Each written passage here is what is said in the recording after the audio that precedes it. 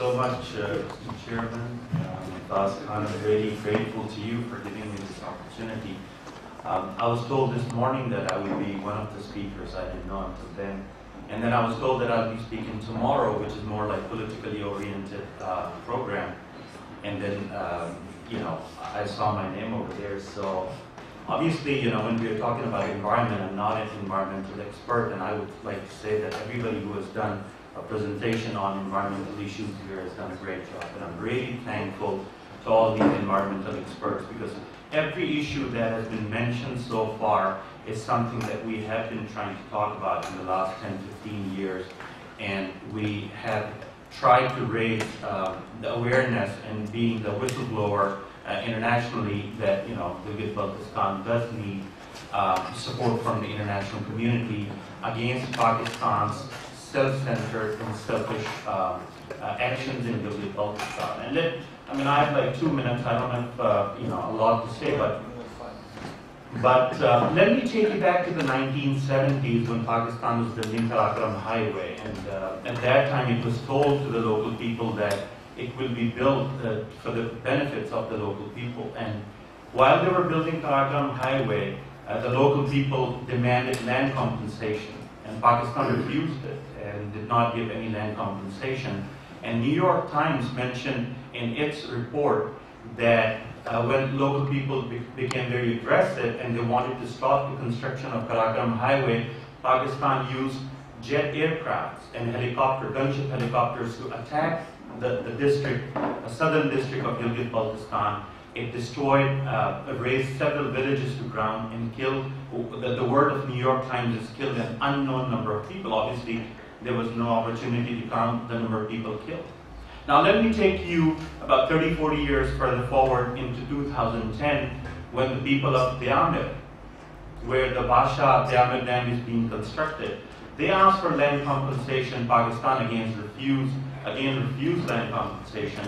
And when they became aggressive and tried to stop the project, Pakistani security forces came. They shot, they fired at local people, direct fire, killed 3 people and injured 44 of them. And then the third example that I can bring here is in the district of Mr. Abdul Khan, which is Gizab, where China is very aggressively and extensively carrying out mining and mineral exploration activities. And the villagers there, when they try to stop mineral exploration, because first of all, it is destroying their villages. Secondly, it is destroying the glaciers and the pastures. And thirdly, the local people are not getting any benefits from the revenues, because all the revenues are going either to Islamabad or Beijing. What Pakistan did was it arrested 22 people, charged them for mutiny, and all of them are still facing the sedition charge. So what Pakistan was trying to give this example is, this message, which is very clear, is if you try to stop us from any infrastructural development or mining exploration in this area, even if that comes at the cost of your own interest, you will be charged with mutiny. That's mutiny against Pakistan. And the message is very clear that Pakistan's strategic interest will come first, and it will come at the cost of the local people. So we should not have any, an iota of doubt that Pakistan has any sincere, intentions when it comes to development in Gilgit Baltistan. So the first and the foremost important thing that we should talk about is intention. Before the actions come, the intention. Does Pakistan have good intention towards the local people? Obviously not. We have several examples in that regard. And secondly, a disputed territory contested by India, does Pakistan have a right? Especially when Pakistan, by international laws and international organizations, is not even considered a party to the dispute of Kashmir. Pakistan has been asked to completely withdraw from Gilgit Baltistan and Jammu and Kashmir, whereas India has been asked to reduce its troops. What does it mean? When you're asked to leave completely, it means you have no business here. So when Pakistan is internationally not even a party to the dispute, does Pakistan have the right to do everything which is done at the cost of the local people? The first point. The second point is, does China have any right to be there in a disputed territory? Obviously not. India and Pakistan, if they're trying to solve this issue bilaterally, China jumping in would mean to complicate the issue and prolonging the issue. It is not in the interest of the local people, it is not in the interest of South Asia, it is not in the interest of the international community to prolong Kashmir issue.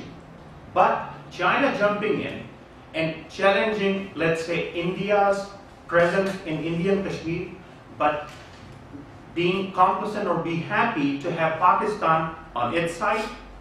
I mean, we can see that there's clear indications from China that Pakistan does have the right to stay in Gilgit Baltistan because it provides, you know, a blank check to China to do whatever they want to do in Gilgit Baltistan, right?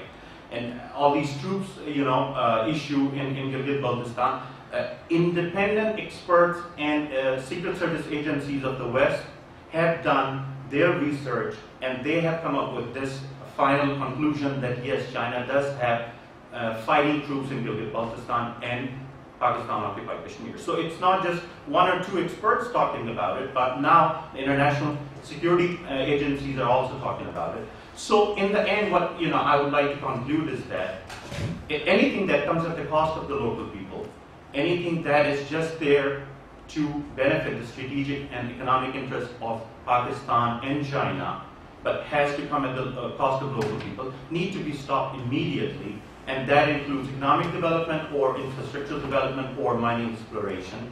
And being here in the capital of the future European Union in Brussels, we do expect the natives of Gilgit Baltistan that we will be able to raise this issue to and garner more support for our own people. I'm really thankful for this time and opportunity that has been given to me, and I hope that the message that the people of Gilgit Baltistan here have been able to promote and forward and pass on would be taken seriously.